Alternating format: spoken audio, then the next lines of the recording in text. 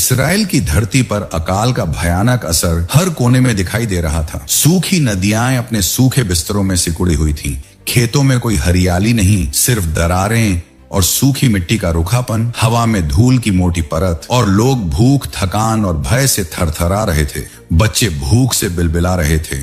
बूढ़े अपने झुर्रियों भरे चेहरों पर हताशा के निशान लिए। स्त्रियां और पुरुष अपने घरों के बाहर इकट्ठा होकर आत्मा की पुकार कर रहे थे।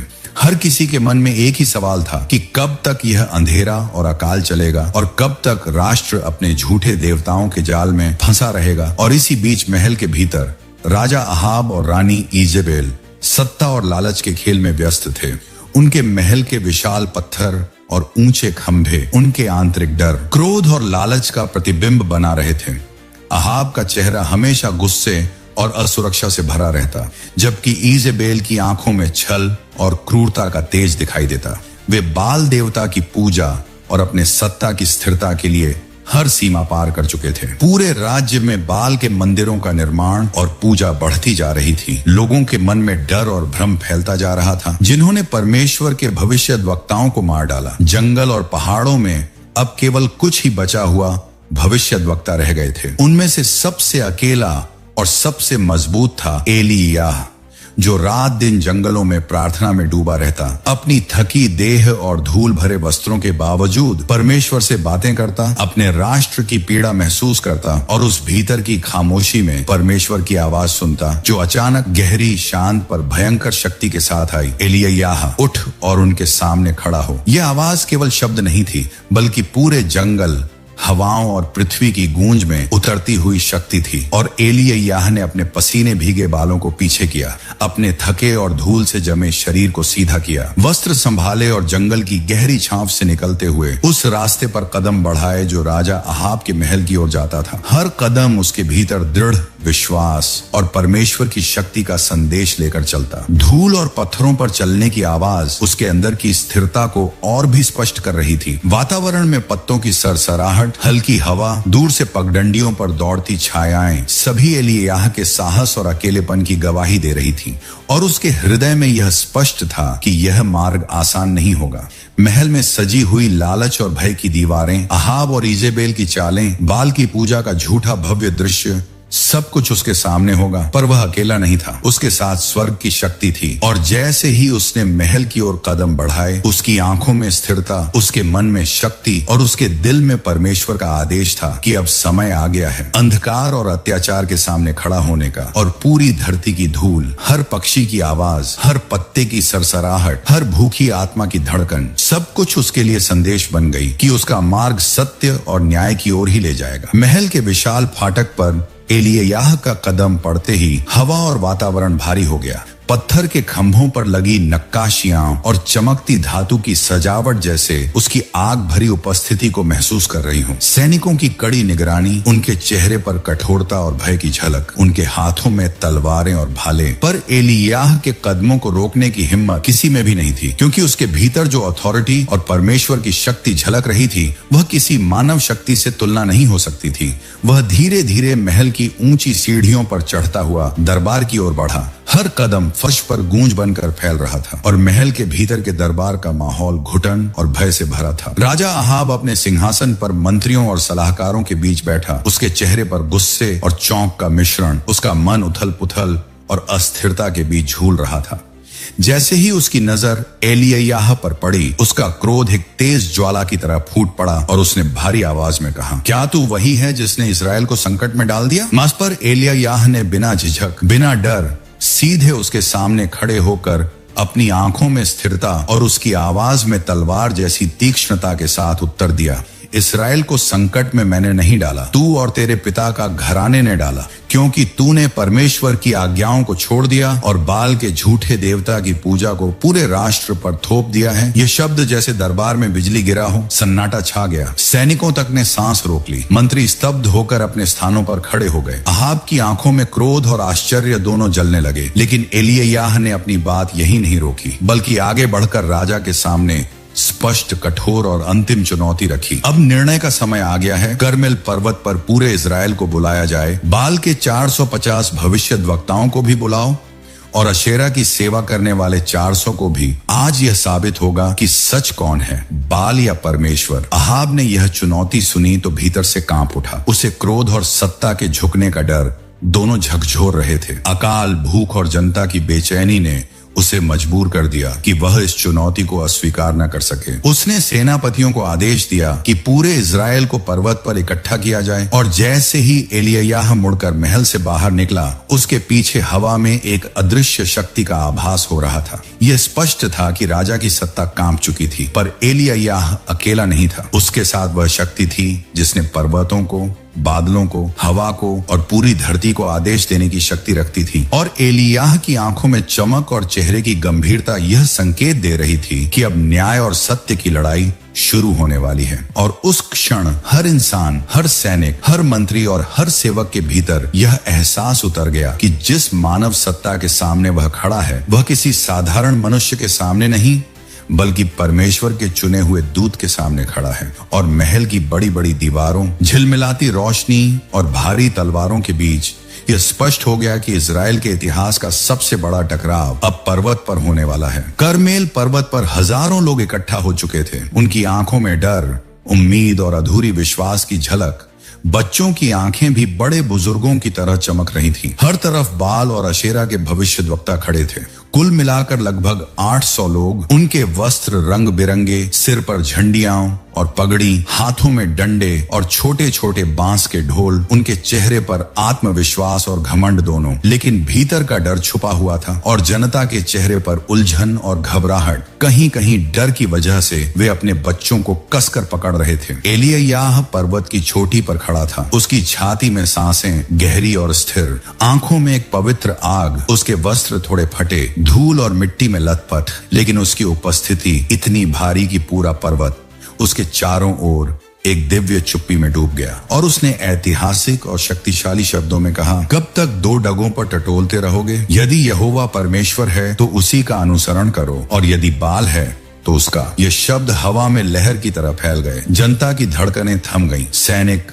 मंत्री और आम लोग सब उस क्षण को महसूस कर रहे थे। और फिर दोनों पक्षों की वेदी तैयार की गई। एलिय्याह की वेदी पर 12 पत्थर रखे गए, बैल रखा गया और पानी बार बार बहाया गया। बाल के भविष्यद्वक्ताओं की वेदी पर लकड़ियां और बैल की पूजा की तैयारी, पवित्रता और दिखावटी भव्यता का मिश्रण, लेकिन उनके भीतर असुरक्षा और डर। और फिर जैसे ही बाल के भविष्यद्वक्ताओं ने अपनी पूजा शुरू की, उनकी आवाजें पर्वत पर गूंजने लगी। हे बाल, उत्तर दे! नार्वे कूदते, उछलते, अपने शरीर पर चाकू मारते, खून बहता, धड़कन तेज, जैसे किसी भटकती शक्ति से डरकर नाच रहे हों।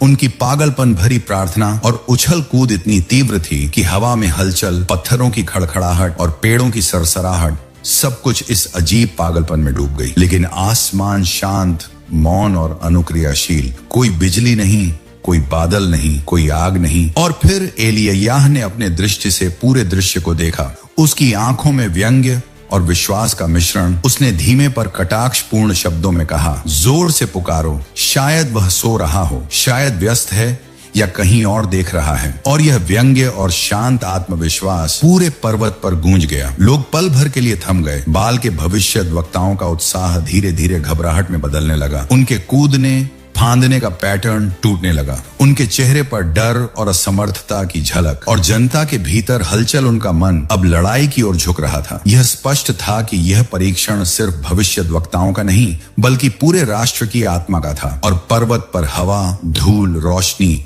और भीड़ की आवाजें सब मिलकर उस ऐतिहासिक क्षण की पवित्रता और भय दोनों को दर्शा रही थी। और इस दृश्य ने यह साबित कर दिया कि अब कुछ बड़ा होने वाला है। सुबह की हल्की रोशनी के साथ पर्वत पर बाल के भविष्यद्वक्ताओं की चिल्लाहट और पागलपन बढ़ गया। वे एक साथ खड़े होकर तेज आवाज में पुकार रहे थे, हे बाल, उत्तर दे। उनके हाथ आकाश की ओर उठे, शरीर लचकता और उछलता, खून उनके हाथों पर और शरीर पर बह रहा था। उनके चेहरे पर घबराहट और भय के बीच अंधविश्वास का मिश्रण। हवा उनके इर्द गिर्द घूम रही थी, पत्थर हिल रहे थे, पतझड़ की पत्तियां उड़ रही थी, परंतु कोई प्रतिक्रिया नहीं। आसमान शांत, जैसे परमेश्वर ने पूरे पर्वत को सुनने के लिए रुक दिया हो। घंटों तक वे चिल्लाते, नाचते, खुद को काटते, कभी कभी अपने पैरों पर गिरते और फिर उठकर फिर वही उछल कूद। उनकी थकान और भय भय धीरे धीरे उनके भीतर डर का रूप लेने लगी। जनता के चेहरे भी भय और घबराहट से भर गए। हर इंसान के भीतर यह सवाल उठ रहा था कि क्या यह सच में देवता है या सिर्फ दिखावा। और तभी एलियाह ने अपने हाथ उठाकर हल्की आवाज में कहा, जोर से पुकारो, शायद वह सो रहा है, शायद व्यस्त है या कहीं और देख रहा है। उसकी आवाज इतनी स्थिर और पवित्र थी कि जैसे पर्वत की सारी धूल, हवा और पत्थर उस पर ध्यान दे रहे हों। बाल के भविष्यद्वक्ताओं ने और भी जोर लगाया, पर उनकी आवाजें टूटने लगी। उनके हाथ धीरे धीरे नीचे आने लगे, चेहरे लाल और थके हुए, उनके शरीर में डर और असमर्थता का एहसास स्पष्ट। और फिर धीरे धीरे कुछ भविष्यद्वक्ताओं ने अपने हाथ झटक दिए, कुछ गिर पड़े और जनता के मन में हलचल शुरू, भय और विस्मय के मिश्रित भाव। लोग महसूस कर रहे थे कि उनके सामने अब केवल एक ही शक्ति काम कर सकती है, और यह शक्ति थी परमेश्वर। और इसी बीच एलियाह ने अपने हाथों से वेदी की ओर इशारा किया, जिसमें अब उसके हाथों से बनाई गई यहोवा की वेदी, 12 पत्थर और बैल के टुकड़े तैयार थे। और जनता धीरे धीरे समझ रही थी कि यह परीक्षण केवल भविष्यद्वक्ताओं का नहीं,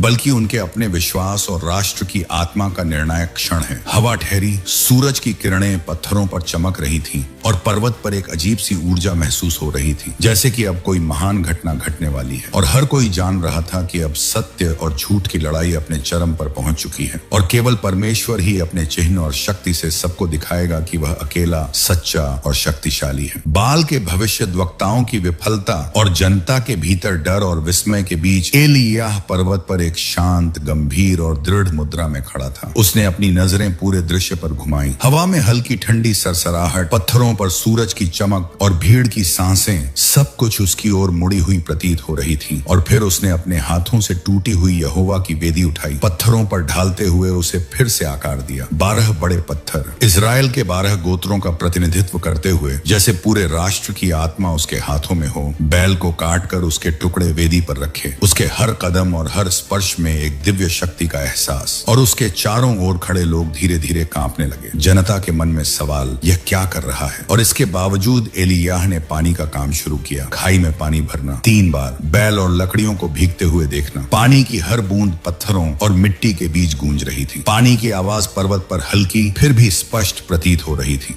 और जनता धीरे धीरे समझ रही थी कि यह केवल एक सामान्य वेदी नहीं, बल्कि परमेश्वर का संकेत, शक्ति और न्याय का प्रतीक है। पानी की बहती बूंदों ने लकड़ी और बैल के टुकड़ों को भीगी कर दिया। हवाओं में ठंडी सरसराहट फैल गई। लोग अपने स्थानों पर स्थिर होकर देख रहे थे, उनके मन में डर, विस्मय और श्रद्धा का मिश्रण। और एलियाह शांत खड़ा, उसकी आंखों में स्थिरता, चेहरे पर गंभीरता और हाथों में विश्वास। यह संदेश दे रहे थे कि अब सत्य की परीक्षा और परमेश्वर की शक्ति का समय आने वाला है। और जैसे ही उसने अपने हाथ ऊपर उठाए और प्रार्थना शुरू की, पूरे पर्वत पर एक अनकही ऊर्जा फैल गई। हवा की हल्की हलचल, पत्थरों की खड़खड़ाहट और भीड़ की धीमी सांसें, सब मिलकर यह संकेत दे रही थीं कि अब परमेश्वर की शक्ति उतरने वाली है। और यह शक्ति इतनी स्पष्ट, इतनी दिव्य और इतनी अटल है कि कोई झूठ, कोई अंधकार इसे रोक नहीं सकता। एलियाह ने गहरी सांस ली, अपने हाथ ऊपर उठाए और पूरे पर्वत पर हल्की लेकिन पवित्र प्रार्थना शुरू की। हे अब्राहम, इसहाक और याकूब के परमेश्वर, आज दिखा कि तू एकमात्र सच्चा परमेश्वर है, और अपने इस्राएल को प्रकट कर। उसकी आवाज धीमी थी, पर उसकी तीव्रता और विश्वास हवा में गूंज रहा था।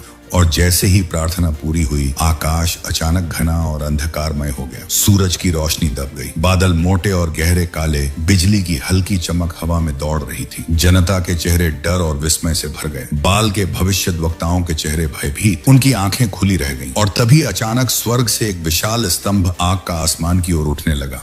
यह आग इतनी तेज और प्रचंड थी कि उसकी रोशनी पूरे पर्वत और आसपास के जंगल तक फैली। आग की लपटें वेदी पर पड़ते ही लकड़ी को जलाने लगी। बैल के टुकड़े भी तेजी से जलने लगे, और पानी तक जो बार बार वेदी पर डाला गया था, उसकी सतह सूखने लगी। और जनता, जो डर और विस्मय से थरथरा रही थी, जमीन पर गिर पड़ी। कुछ लोग हाथ जोड़कर, कुछ आंखें बंद करके, और हर इंसान के हृदय में एक ही उद्घोष, यहोवा ही परमेश्वर है, बज उठा। पर्वत पर हवा में हल्की धूल उठी। बिजली की चमक और आग की रोशनी के बीच हर इंसान ने महसूस किया कि अब झूठ और अंधकार का साम्राज्य टूट गया, और एलियाह खड़ा, शांत पर विजयी, अपनी आंखों में पूर्ण विश्वास, चेहरे पर गंभीरता, अपने हाथ नीचे किए। और पूरे पर्वत पर यह संदेश फैल गया कि परमेश्वर ने अब अपने सत्य और न्याय का परिचय दे दिया है। और बाल के भविष्यद्वक्ताओं का आत्मविश्वास, घमंड और झूठ अब पूरी तरह टूट चुका था। उनकी नजरों में डर, जनता के मन में भय और पूरे पर्वत की हवा में दिव्यता और पवित्र शक्ति का स्पष्ट एहसास।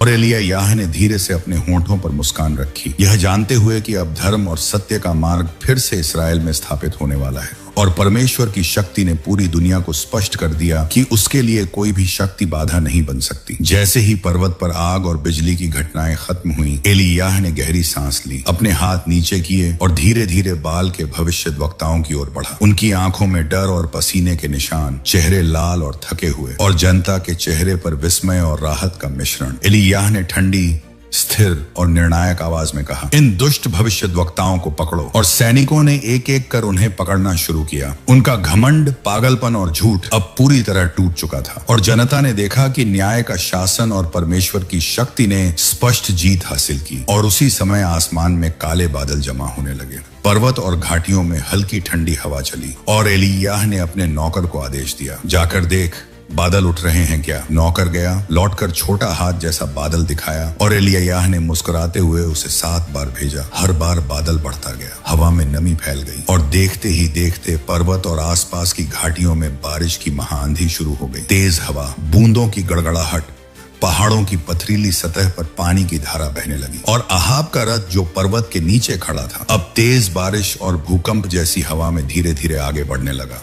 एलियाह दौड़ते हुए नीचे उतर रहा था, उसकी वस्त्र भीगी हुई, बाल हवा में बिखरे, लेकिन वह तेज दौड़ रहा था। जनता और सैनिकों की आंखों में विस्मय और पूरे पर्वत पर यह महसूस हो रहा था कि यह केवल प्राकृतिक घटना नहीं बल्कि परमेश्वर की अलौकिक शक्ति का प्रदर्शन है। और जैसे ही बारिश की धाराएं और भी तेज हुईं, एलियाह ने महसूस किया कि वह अब अकेला नहीं था। उसकी गति, शक्ति और विश्वास ने उसे राजा अहाब के रथ से आगे दौड़ने की क्षमता दी और यह स्पष्ट हो गया कि परमेश्वर की शक्ति ने न केवल भविष्यद्वक्ताओं और जनता को बल्कि पूरे राष्ट्र को सच्चाई, न्याय और आध्यात्मिक शक्ति का संदेश दे दिया है। बाल भविष्यद्वक्ताओं का अंत और बारिश की महाआंधी के बाद एलियाह अपने आप को थका हुआ, भीगा हुआ और अकेला महसूस करता हुआ जंगल की ओर भागा। हर कदम पर मिट्टी और पत्थरों की आवाज, उसकी वस्त्र गीली और भारी, पसीने और बारिश की मिली हुई गंध से भरी, हृदय में भारीपन पर आंखों में विश्वास की चमक। जंगल की छांव में गिरते हुए उसने अपनी पीठ दीवार के सहारे टिकाई, धीरे धीरे सांसें लेता, अपने हाथों से चेहरे को पोंछता और आकाश की ओर देखता। उसके चारों ओर पत्तों की हल्की सरसराहट, दूर से भेड़ियों और पक्षियों की आवाजें, पर्वत की चोटी पर एक अजीब सा सन्नाटा, मानो पूरे संसार ने सांस रोक ली हो। और तभी उसने महसूस किया कि स्वर्ग की उपस्थिति उसके चारों ओर है, एक गहरी शक्ति जो उसे देख रही है। उसकी थकान, अकेलापन और भय सभी उसके भीतर बह रहे थे। और तभी होरेब पर्वत पर पहुंचते ही हवा अचानक तेज होने लगी, पत्थर और पेड़ हिलने लगे, भूकंप की हल्की झटके, चारों ओर धूल का धुंधलापन और आग की लपटें दूर चट्टानों पर झिलमिलाने लगी। लेकिन इस सारी प्रचंडता के बीच एकदम शांत, धीमी और कोमल आवाज आई, इतनी नरम कि उसे सुनने के लिए केवल कान ही नहीं बल्कि आत्मा को भी स्थिर होना पड़ा। एलियाह, तू यहाँ क्या कर रहा है? यह फुसफुसाहट इतनी कोमल थी कि जंगल की ठंडी हवा, पत्थरों की खड़खड़ाहट, बारिश की बूंदें और भूकंप की हल्की झटके सब उसके भीतर एक साथ गूंज रही थी। उसने उत्तर दिया अपनी थकी हुई आवाज में, मैं अकेला हूँ और जनता, राजा और भविष्यद्वक्ता सभी भटक चुके हैं, पर मैं तेरा आदेश मानने आया हूँ। और उसी समय परमेश्वर ने उसे निर्देश दिया कि वह वापस जाए, नए भविष्यद्वक्ताओं को मार्गदर्शन करे, एलीशा को अपने स्थान पर भविष्यद्वक्ता बनाए और इजराइल में न्याय और विश्वास का प्रकाश फैलाए। और परमेश्वर ने उसके भीतर छुपे भय और अकेलेपन को मिटाते हुए कहा, मैंने इजराइल में 7,000 ऐसे लोग बचाए हैं जिन्होंने मेरी पूजा से घुटने नहीं टेके, तू अकेला नहीं है। यह शब्द एलियाह के हृदय में उतरे जैसे अंधकार और थकान की दीवारें गिर गई हों और उसकी आंखों में आशा की नई चमक, चेहरे पर दृढ़ता, हाथों में विश्वास और उसकी आत्मा में नई ऊर्जा आई। उसने धीरे धीरे खड़ा होकर जंगल की ओर कदम बढ़ाए। पर्वत की चोटी पर हवा, भूकंप और आग की स्मृति उसके चारों ओर घूम रही थी, पर अब उसे डर नहीं, केवल परमेश्वर की शांति और शक्ति का अनुभव। और जैसे ही उसने आगे बढ़कर पृथ्वी की ओर देखा, उसने महसूस किया कि यह केवल उसकी यात्रा नहीं बल्कि संपूर्ण इस्राएल के लिए नई शुरुआत, न्याय, सत्य और आध्यात्मिक शक्ति का संदेश है। और उसकी आत्मा में यह पक्का विश्वास बैठ गया कि चाहे अंधकार और अत्याचार कितना भी बड़ा क्यों न हो, परमेश्वर की शक्ति हमेशा सत्य और न्याय की ओर मार्गदर्शन करती है। अगर आपको ये वीडियो पसंद आए तो वीडियो को लाइक करें, आप अपने प्रियजनों के साथ शेयर जरूर करें, आपके अपने चैनल को सब्सक्राइब करें, बेल आइकॉन को ऑन करें ताकि नई वीडियो का नोटिफिकेशन आपको मिल सके। आप मिलते हैं एक और नई वीडियो में, तब तक के लिए परमेश्वर आप सभी को आशीष दे। अमीन।